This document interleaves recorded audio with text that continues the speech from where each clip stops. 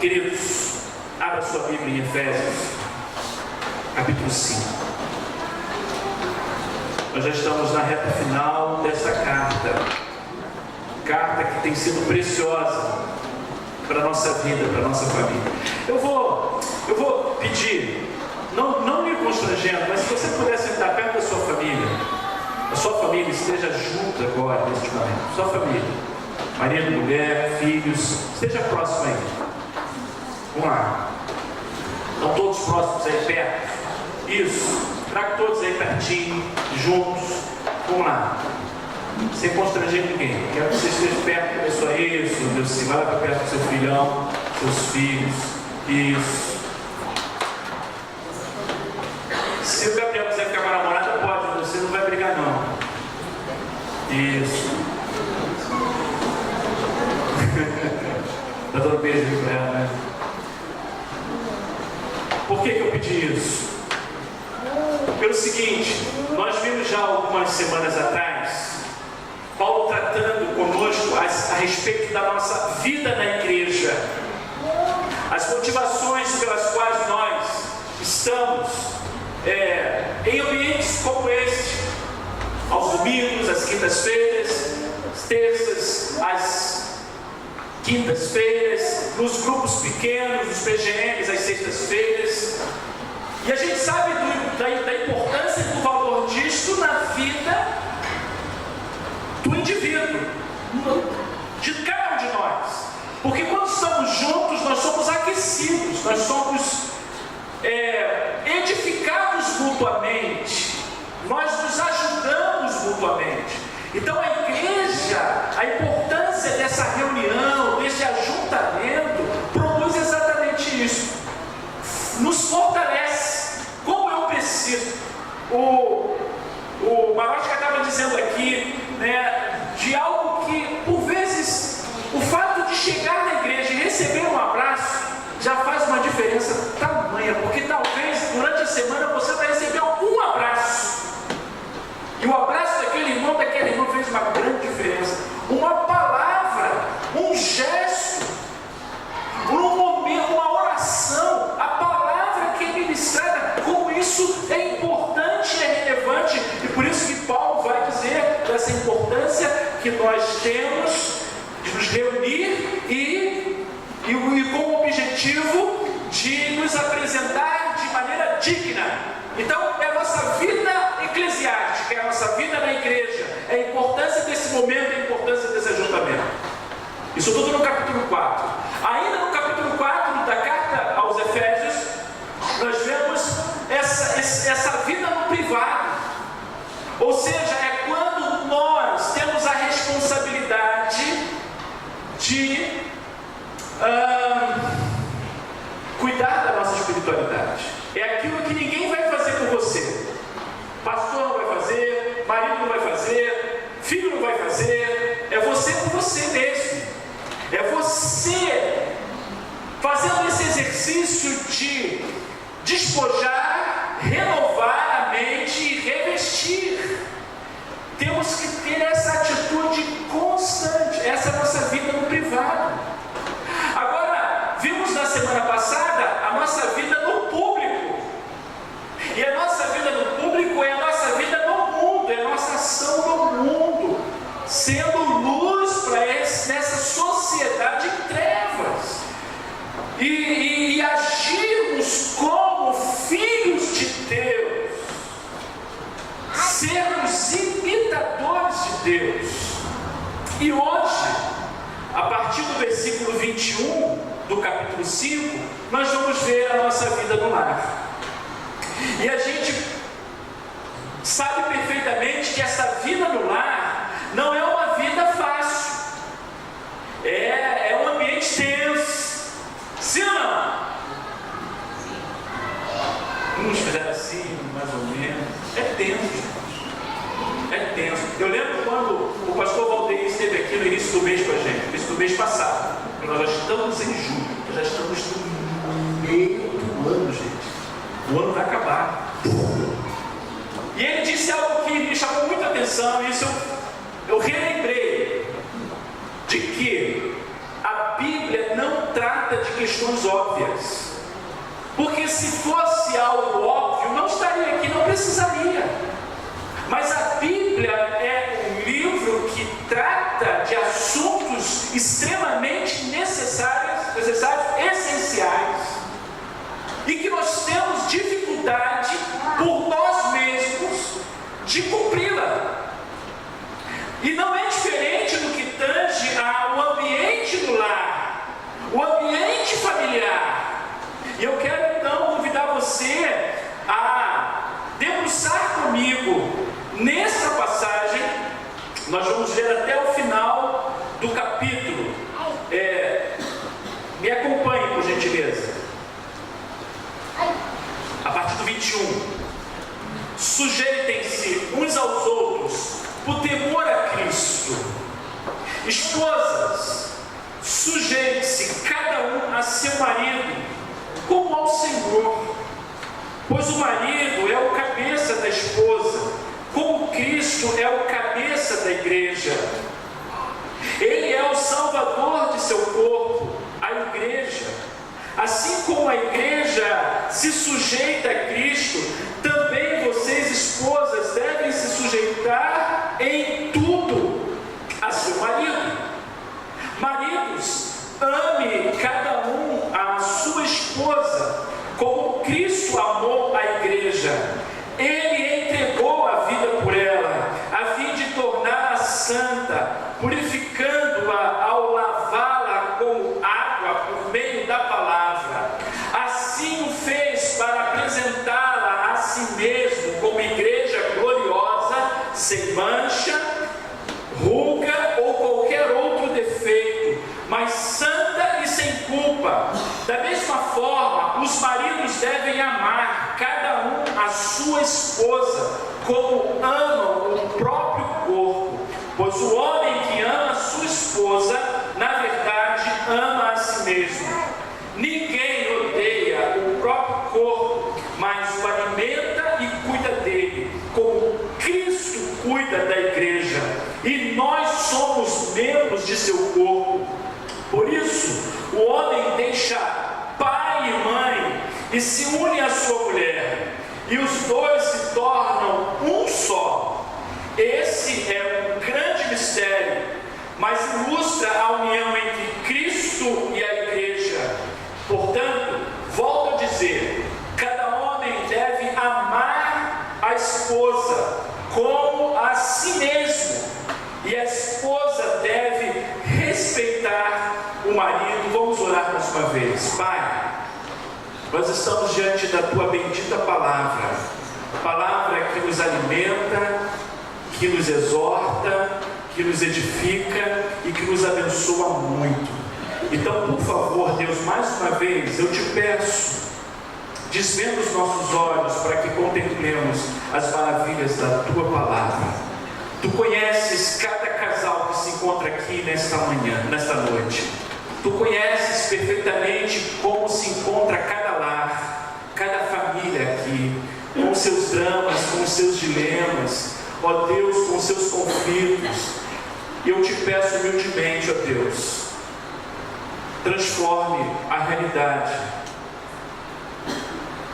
Transforme, ó Deus, cada lar, cada família, nos propósitos pelos quais o Senhor idealizou a família, para a glória do teu nome.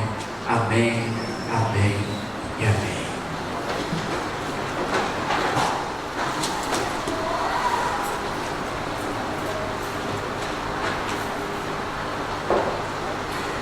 Eu estou lendo um livro de Timothy Keller,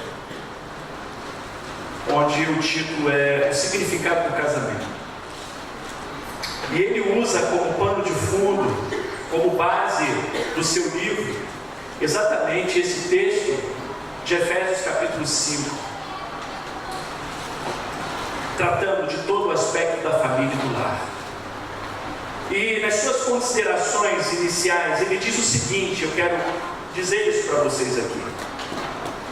Ele vai fazer uma observação de que o objetivo do casamento é formar caráter e criar sociedade. Eu vou repetir. O casamento O objetivo bíblico do casamento é formar caráter e criar sociedade. Entretanto, o casamento passou a ser uma forma de encontrar satisfação emocional e plena realização pessoal. Isso tem acontecido na vida de muitos casais, esquecendo que Deus uniu você a essa pessoa e permitiu que você tivesse filhos mediante a esta aliança para trabalhar na sua vida caráter.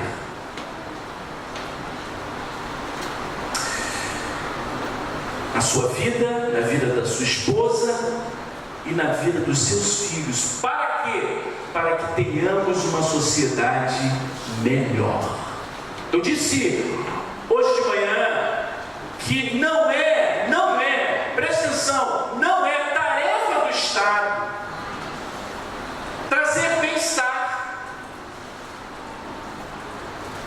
A tarefa de trazer bem-estar para a sociedade está em nossas mãos, em nossos lares, da forma como lidamos uns com os outros, porque a forma que lidamos uns com os outros no nosso ambiente doméstico vai repercutir na nossa relação com as pessoas de fora. Eu vou dar um exemplo básico do apavoramento que as educadoras e os educadores têm tido hoje em dia com os filhos, com os nossos filhos. Eu estou falando nossos filhos no sentido geral, tá? Seu filho não dá problema na escola, não dá, não é com você que eu estou falando, mas que tem trazido males sem fim às escolas. Os educadores não sabem mais o que fazer. Por quê? Porque o problema não está na escola em si, Ulaina. O problema não está na pedagogia em si. O problema está em nossas casas, em nossos lares, como esta casa se relaciona e convive mutuamente.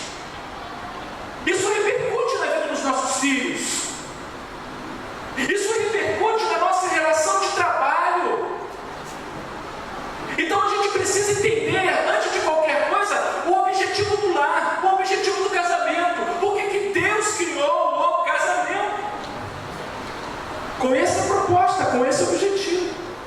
Uma outra observação que ele vai apresentar no seu livro é de que o casamento que não é baseado na abnegação, ou seja, abrir mão, sim, meu irmão, é preciso abrir mão para se unir, para criar uma aliança com uma outra pessoa. Eu preciso de abnegação. Mas na satisfação pessoal, o indivíduo está requerendo um parceiro que não lhe dê muito trabalho, que supra as suas necessidades e ao mesmo tempo não exija quase nada de você. Eu vou dizer uma coisa para você: é impossível. Essa pessoa que está ao seu lado, que se chama seu marido, sua esposa, exige algumas coisas de você. E para tanto, você precisa abrir mão, às vezes, de algumas questões suas para o bem-estar do outro. Queridos, deixa eu dizer uma coisa para vocês. Isso tem sido muito difícil. Eu lido 20 anos no ministério. E eu posso dizer para vocês, sem medo de errar, as questões que têm chegado no gabinete ao longo desses anos, elas têm sido cada vez mais conflitantes, cada vez mais dificultosas, cada vez mais tensas, porque as pessoas não estão dispostas a abrir mão pelo bem-estar da família.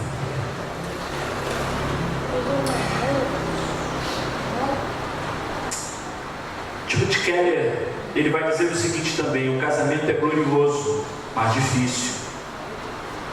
O casamento é força e alegria ardentes, mas também sangue, suor e lágrimas. Está sentindo suor aí? Quantas lágrimas não? Quantas dores? É derrotas humilhantes, mais de vitórias exaustivas.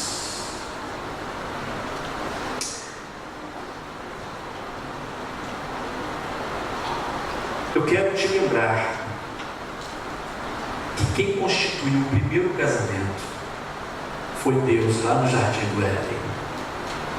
Algumas pessoas dizem assim: ah, pastor, mas meu casamento não foi com a bênção de Deus. Deixa eu te perguntar, quem é que fez o casamento de Adão e Eva?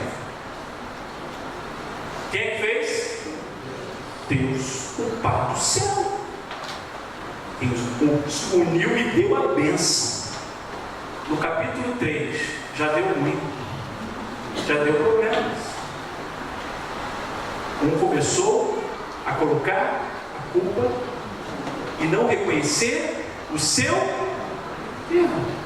Ah, meus irmãos, como isso é tão recorrente em nossos relacionamentos, em nosso ambiente de lar. Nós somos assim. Nós temos dificuldades enormes de reconhecer onde erramos, ou no que estou errando. Eu tenho dificuldade em dizer isso, eu tenho dificuldade em confessar isso, até mesmo quando eu sei que eu estou errado, mas eu não dou o braço a torcer.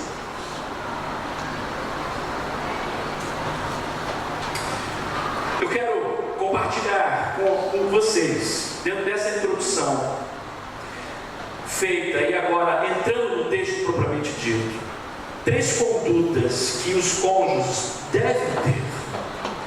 A primeira está bem aí diante de nós, no versículo 21, e que é algo que compete às relações que vão sendo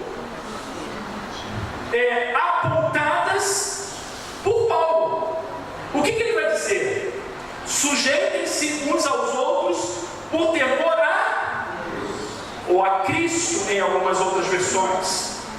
Por que eu devo me sujeitar a outro? Eu devo me sujeitar a outro porque eu sou um indivíduo que temo ao Senhor, que temo a Cristo. Ele é o Senhor da minha vida, Ele que comanda a minha vida, Ele que dita as ordens da minha vida. Não sou eu, não são as minhas emoções, é o Senhor.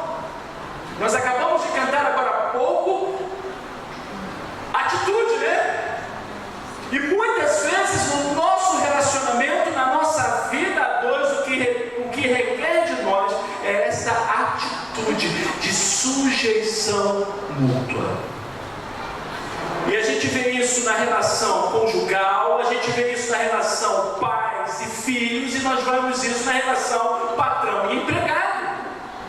Mas o que menos a gente vê no nosso cenário é essa sujeição mútua.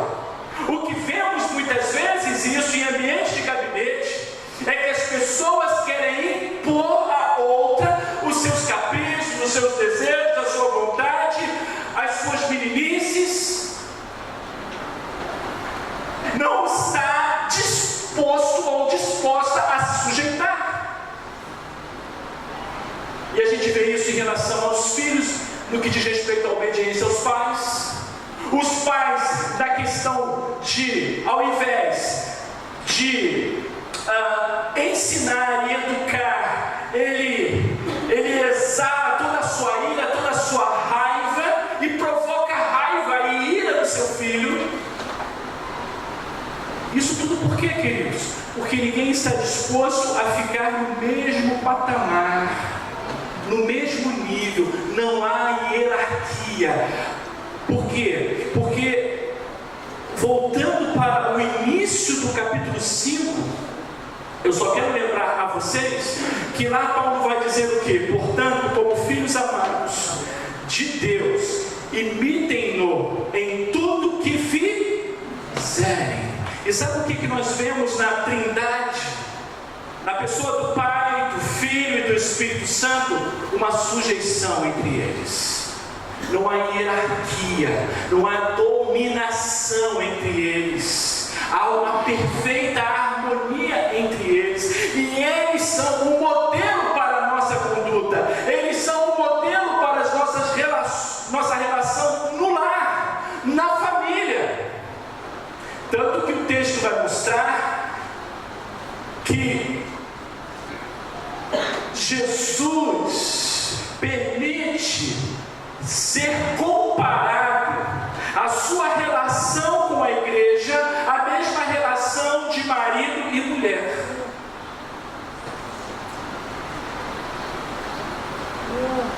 E tendo esse modelo de sujeição mútua, no ambiente de igreja não é diferente.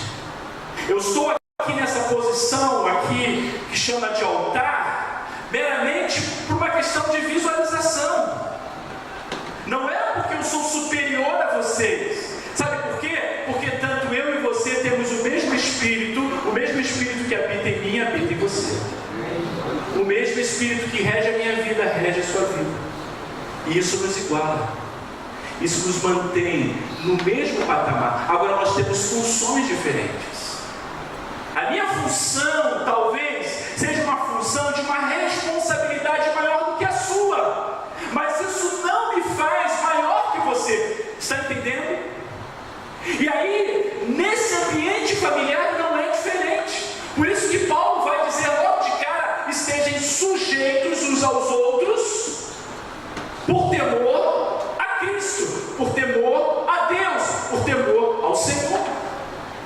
Ora, se eu sou um indivíduo que temo o Senhor, que todas as minhas práticas e ações, elas são regidas mediante a este temor, então eu vou me sujeitar ao que o texto bíblico rege a minha vida. Então esse é o princípio básico. Eu preciso me sujeitar a minha esposa se sujeitar a mim. Eu preciso me sujeitar aos meus filhos e meus filhos se sujeitarem a mim. Eu preciso me sujeitar ao meu patrão e meu patrão a mim. Essa é a relação. A proposta do Evangelho, a proposta bíblica. Vivermos em sujeição mútua. Faz parte daqueles que querem imitar a Deus. Isso não é utopia. Eu quero dizer isto para você. E a gente consegue essa verdade quando a gente olha para os versículos 15 até o versículo 18. Olha o que diz o texto. Portanto, sejam cuidadosos em seu modo de vida. Seja cuidadoso no seu trato com a sua esposa. Seja cuidadoso com o seu trato com o seu esposo, com os seus filhos, com os seus pais, com o seu irmão. Sejam cuidadosos. Não vivam como insensatos, mas como sábios. E a atitude de alguém que teme ao Senhor, esse é o princípio da sabedoria. É a chave da sabedoria. Aproveitem ao máximo todas as oportunidades nesses dias maus. É muito triste quando a gente percebe que os casais não sabem aproveitar os dias, os momentos que estão juntos. E os momentos que estão juntos mais discutem e brigam do que convivem, do que aproveitam aquele tempo juntos para fazer coisas relevantes e que edifica a vida do outro. Aproveitem ao máximo todas as oportunidades. A verdade é que nós não estamos aproveitando ao máximo todas as oportunidades. Fulano e Tiago, vocês aproveitaram todas, eu quero subir. Aproveitaram todas as oportunidades em Campo de Jordão, conversaram bastante. Eu tenho certeza que os momentos que vocês ficaram ali foram momentos de troca, de conversa, de avaliar muitas coisas. 10 anos que vocês fizeram, sexta-feira, quinta-feira, 10 anos, muita coisa vivida, quantas oportunidades desperdiçadas, mas este final de semana foi tenso. Olha a cara da felicidade. A gente precisa disso. A gente precisa aproveitar as oportunidades. Não haja de forma impensada, mas procure entender a vontade do Senhor. E aqui o versículo seguinte, meus irmãos, é essencial para que a gente possa entender a vontade do Senhor para o nosso lar, para a nossa família. Você já parou para pensar nisso? Você já parou para pensar o que Deus quer de você e da sua esposa, do seu esposo, em que Ele quer usar a vida de vocês? Você já perguntou isso? Você já se deu conta disso? Você já parou para pensar que Deus não uniu você a esta pessoa simplesmente para satisfazer desejos egoístas, mas Ele te uniu a esta pessoa para que você, junto com Ele, com ela, façam e promovam a glória do Senhor na terra, promovendo uma sociedade mais justa, mais fraterna, mais harmoniosa, mais cheia de luz. É isso que o Senhor espera de nós. E para tanto, eu preciso me embriagar com o Espírito Santo de Deus. Eu preciso estar cheio do Espírito Santo de Deus, para que o que Paulo está apresentando aqui nessa vida no lar aconteça, porque sem a direção do Espírito Santo de Deus, eu não consigo fazer isso. Eu não consigo. Sabe o que eu faço? Eu crio uma relação, eu crio situações para que o meu cônjuge se sujeite, melhor dizendo, aos meus caprichos, aos meus interesses. Aí sabe o que acontece? Eu vou te dizer o que acontece. Ou o cônjuge sufocado, ele se acomoda a essa situação, ou não aguenta e mete o pé. Sobretudo nos dias de hoje, ninguém quer ficar sobre uma sujeição opressiva.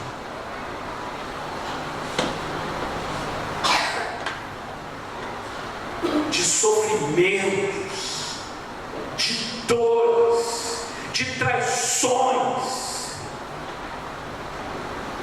Essa é a grande verdade.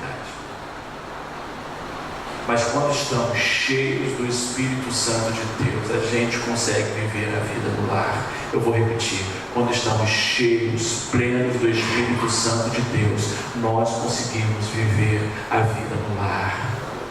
Se não entristecermos o Espírito Santo de Deus, se não extinguirmos o Espírito Santo de Deus na nossa vida, na nossa casa, no nosso lar.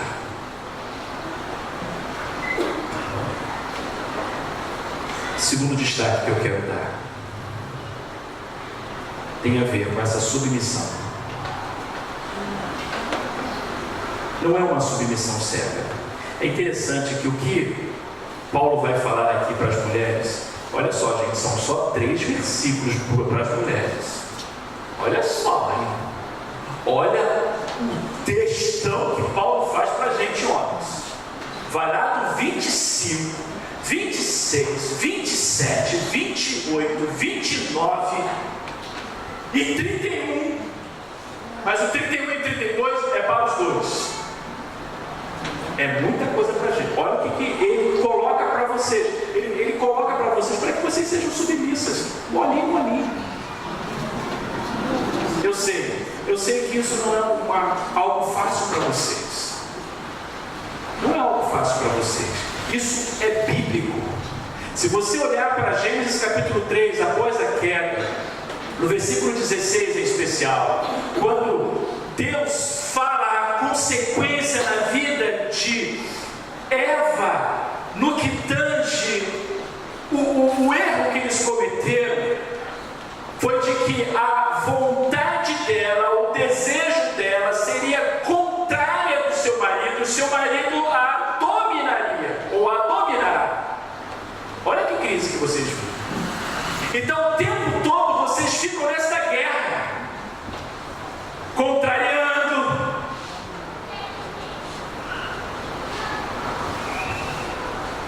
sendo insubmissas em algumas situações, não aceitando a liderança, a direção.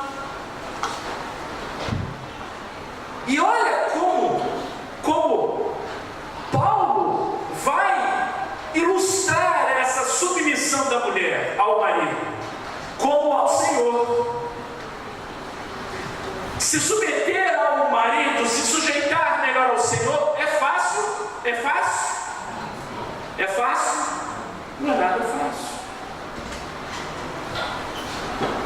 Olha o que o texto diz: pois o marido é o cabeça da esposa, como Cristo é o cabeça da igreja. Vamos pensar como igreja, o quão difícil é por vezes nós sujeitarmos aos desígnios do Senhor, à vontade do Senhor, como nós relutamos, como nós resistimos por várias vezes, por vários momentos. E não é diferente na relação da esposa com o marido.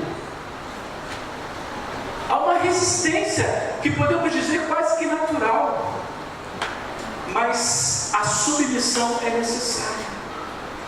Eu disse isso já algumas vezes, não sei se disse isso aqui, mas vou repetir, se disse já em outras ocasiões. É muito interessante quando eu vejo Joyce regendo no coro da igreja, não só daqui, como também os outros coros que ela regeu lá em BJO. E gente, para o homem se submeter não é difícil. O homem não tem dificuldade de submissão. O homem, ele acata com uma facilidade muito grande. Mas a mulher, eu vou dizer, é uma coisa séria. Vou dizer por quê? Um exemplo prático. Joyce, ela posicionava as mulheres no seu devido lugar, e aos homens também no seu devido lugar. Fabrício, o que ela pedia aos homens era de pronto, não tinha nenhuma dificuldade. Ninguém ficava falando: não, mas eu sempre cantei aqui, mas por que você quer me tirar daqui e quer me pôr para cá aqui? Eu canto aqui 30 anos já, aqui nesse lugar, e você vai me tirar. Os homens não tinham esse negócio. Os homens simplesmente obedeciam, não tinha dificuldade de ir para comando. E geralmente o homem não tem dificuldade de submeter. Reunião com homens é 5, 10 minutos. Nossa, rápido. Porque todo mundo dá carta, dá a sua opinião, acabou a reunião. Pronto. Mas a gente fala sério com mulheres. E aí Joyce fala: chega, não, mas por que, Joyce? Eu canto aqui já há tantos anos. Aí sabe aquela cara feia. Mas Joyce também já é a caca velha, não estava nem aí. E isso reflete esse comportamento nas casas, no lar. Agora, o que eu estou dizendo para vocês, que essa conduta, essa submissão não é uma submissão cega. A Bíblia relata a história de Abigail. Vocês conhecem bem essa história, está lá em Samuel.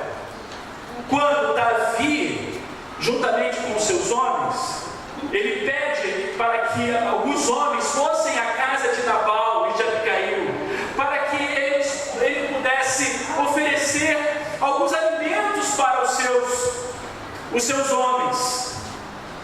E quando ele chega lá, os homens de Davi chegam à casa de Nabal, ele começa a ridicularizar e a debochar de Nabal, ou de Davi. É o Nabal, desculpa o termo, mas é um idiota. Porque, assim, vira e mexe, a gente dá uma de Nabal. Vira e mexe, a gente comete algumas atitudes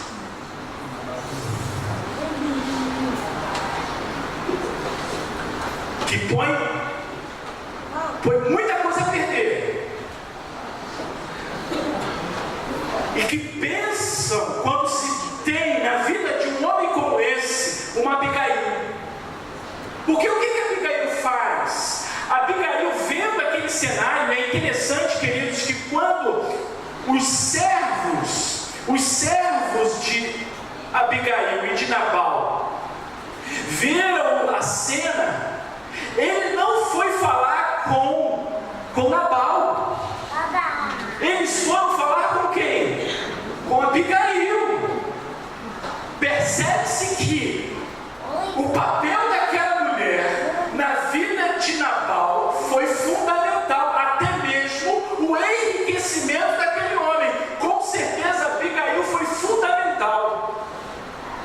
Mas naquela situação, Abigail não podia se submeter a um critério desse, a uma atitude tão imatura, tão perigosa. Por quê? Porque ele estava colocando a família dele em risco.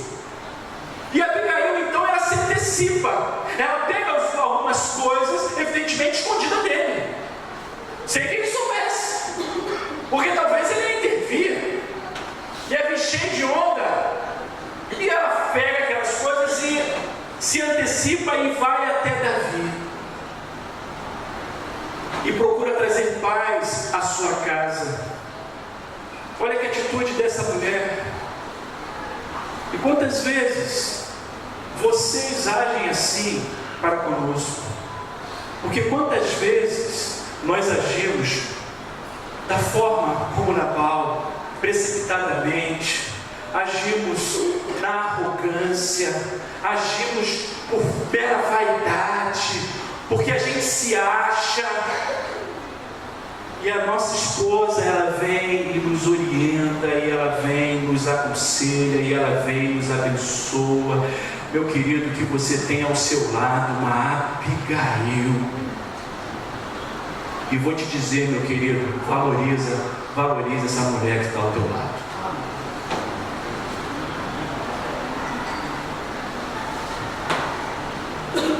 Não, preste atenção, não queira que ela se submeta aos seus caprichos. Eu vou repetir. Deus não uniu você a ela para que ela seja capacho. Não. Ela está ao seu lado para se submeter a você, a sua liderança, mas que a sua liderança seja uma liderança cheia do Espírito Santo de Deus. Que a sua liderança não seja uma liderança arrogante. Que a sua liderança não seja uma liderança cheia de vaidade. Em nome de Jesus. Agora, eu quero ainda pensar lá no finalzinho ainda no que diz respeito a vocês, mulheres. Olha o versículo 33. Portanto, volto a dizer, cada homem deve amar a esposa como a si mesmo. E a esposa deve o quê? Respeitar o marido. Aqui, gente, é algo que por vezes estremece a relação. O que Paulo está dizendo no que diz respeito a essa questão? Respeitar o marido. Você já parou para pensar nisso? Como é que a mulher desrespeita o marido? Eu acredito que a falta de respeito da esposa para com o esposo se dá quando falta admiração, ou quando a esposa perde admiração por esse seu marido. Eu vou repetir. A falta de respeito Começa no relacionamento quando a esposa perde a admiração pelo seu marido. E o que acontece quando perde a admiração pelo seu marido? Não elogia mais, mesmo quando dá a bola dentro, mesmo quando faz gol.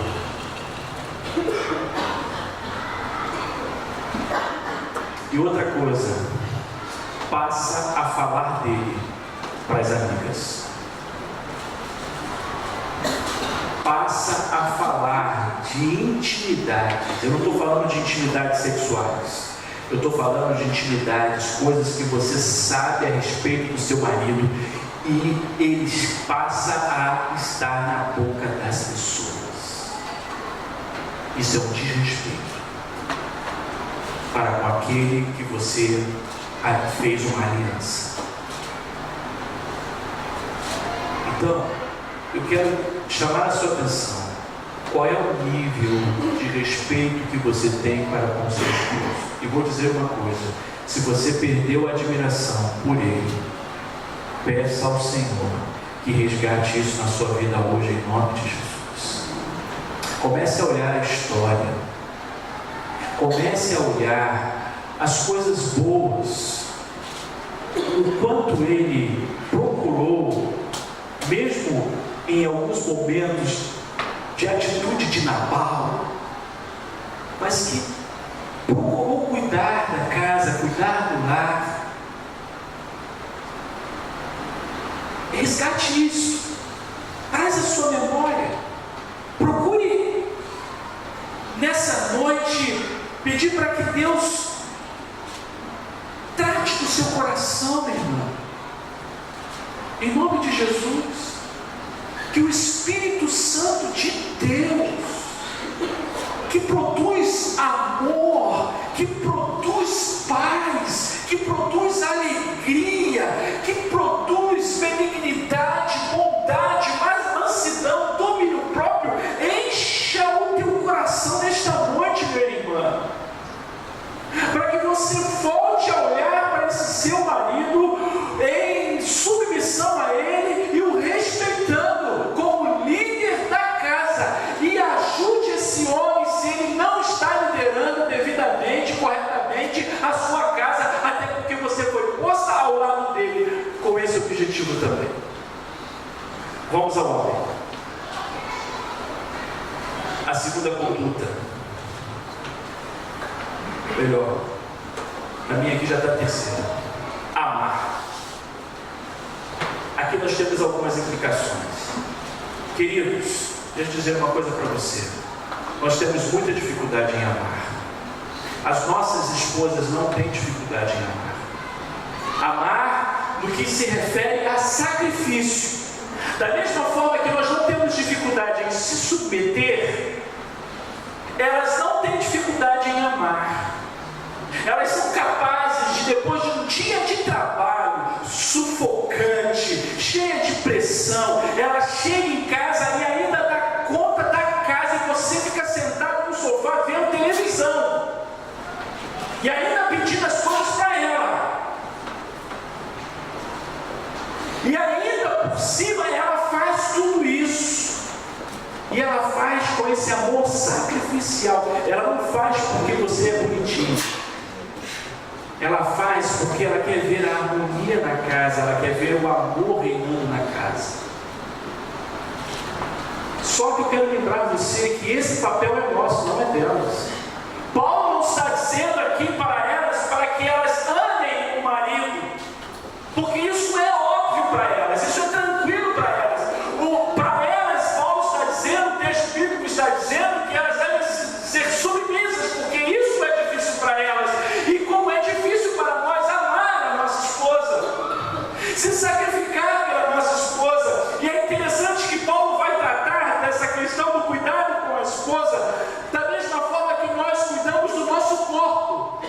E eu fiquei pensando, por que Paulo está falando de corpo, do cuidado da esposa como se fosse o seu próprio corpo? E aí eu voltei para Gênesis capítulo 2. Sabe por quê, queridos? Porque o Senhor tirou essa mulher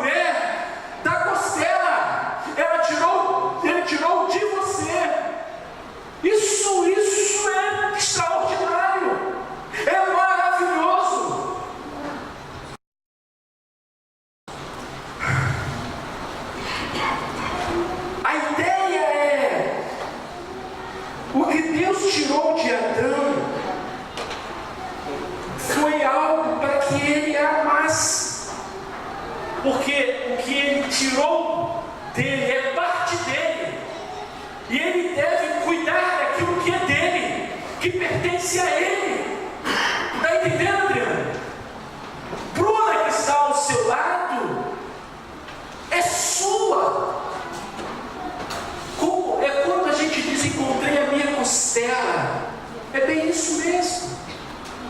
E eu não tenho que destruir essa costela, eu tenho que cuidar dessa costela, eu tenho que amar essa costela, eu tenho que amar essa esposa. E amar no mesmo nível que Jesus amou a sua igreja. E só para lembrarmos que Jesus, Ele deu a sua vida pela igreja, e assim também nós devemos dar a nossa vida pela nossa esposa. Deixa eu dizer uma coisa bem particular. Eu, por algum tempo, presta atenção, achava o cara mais amável.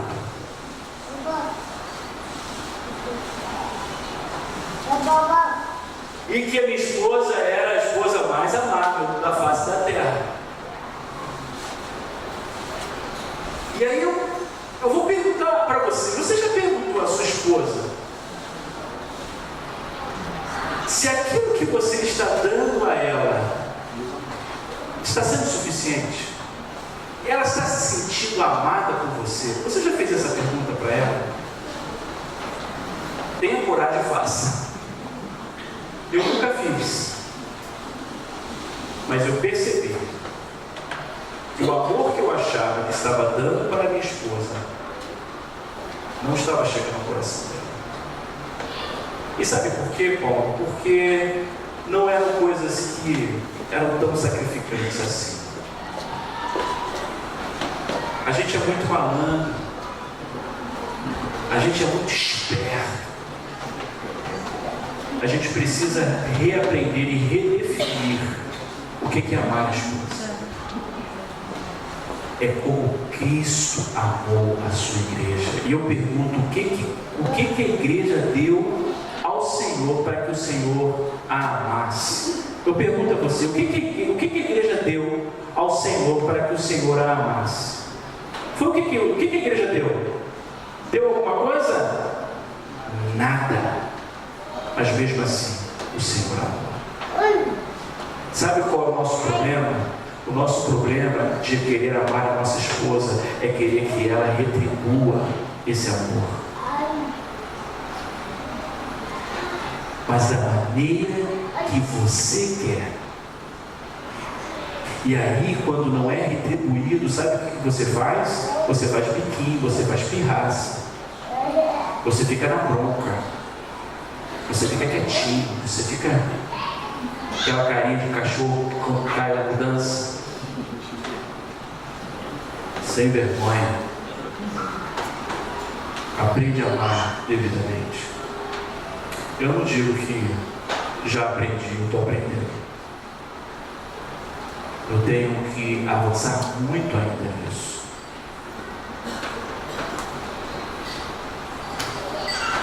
Mas é algo que a gente precisa estabelecer na nossa vida. Assim como você tem alvos profissionais, você precisa ter o alvo de querer e desejar e amar a sua esposa incondicionalmente. E sabe uma coisa? Com quem eu fui aprender a amar? Com Joyce. Porque nesses 23 anos, ela se sacrificava mais do que eu na arte de amar. E a gente precisa repensar a nossa caminhada a dois. Sabe por quê, queridos? Deus quer abençoar a nossa casa. Deus quer abençoar o nosso lar. E Ele começa abençoando o nosso lar com o cônjuge, com o casal, não é com os filhos. Não é com os filhos, é com o casal.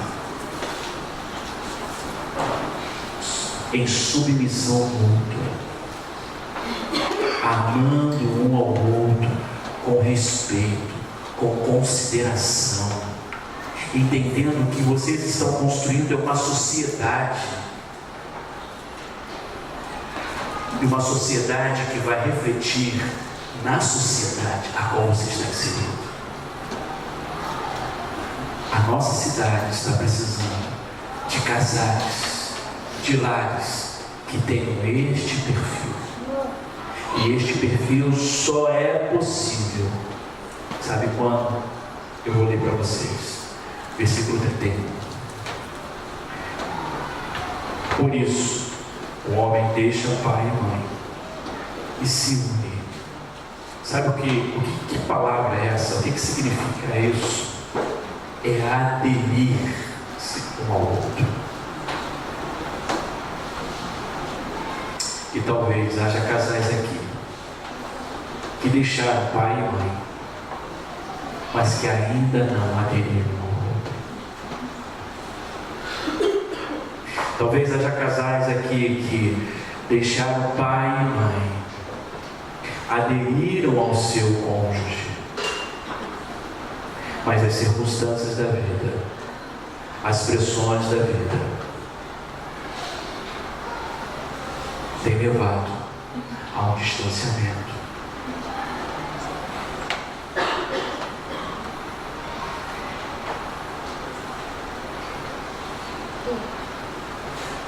E há casais aqui que deixaram seu pai e sua mãe, uniram-se, aderiram ao outro e tornaram de fato uma família.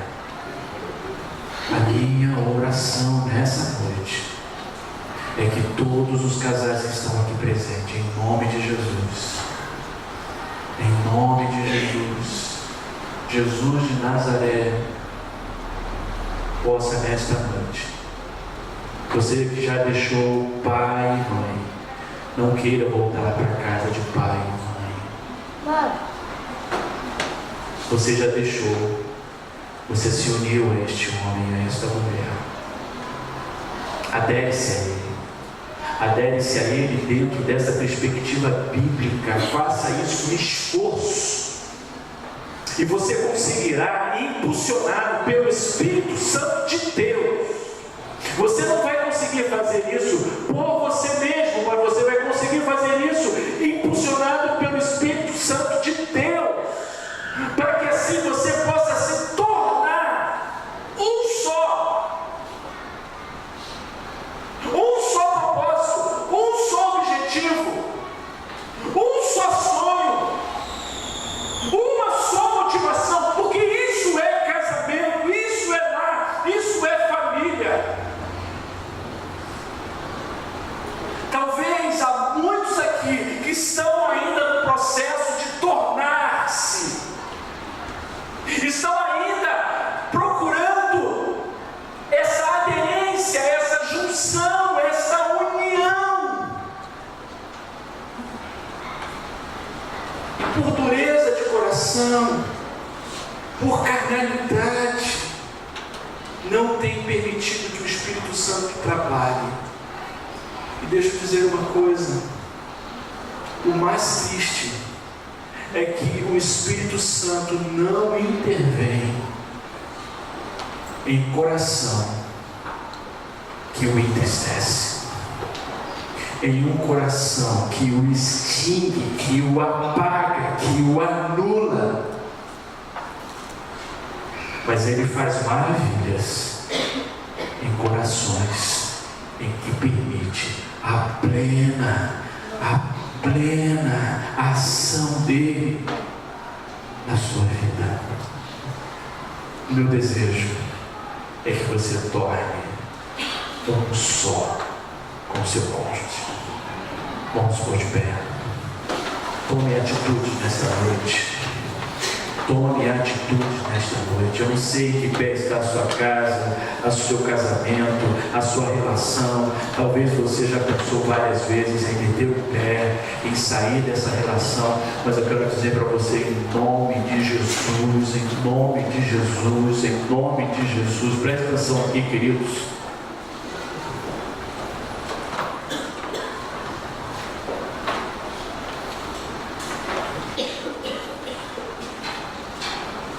Ame a sua esposa, submeta-se ao seu marido, creia. Vocês casais que estão aí iniciando, na vida dos. É uma longa e árdua jornada, mas possível jornada. Vale a pena. Ei, presta atenção. Vale a pena lutar pelo seu casamento. Que enche o teu coração nesta noite de alegria. Que o seu olhar, que talvez esteja um olhar tão distante, volte a se aproximar dele e volte a brilhar em nome de Jesus. Em nome de Jesus. Em nome de Jesus.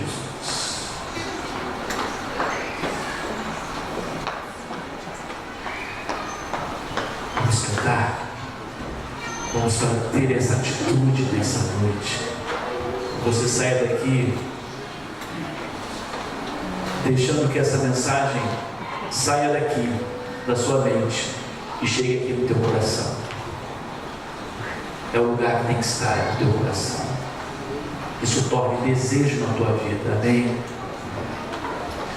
Ame o seu esposo. Ame a sua esposa. Você que está com o casamento marcado, você que é noivo, você que está namorando e que está pensando, tudo que eu falei aqui, não pense que é fácil. Não é aventura, não é série de Netflix, é vida real. Dói, machuca, é uma construção, mas vale a pena. Vale a pena. Que Deus nos abençoe.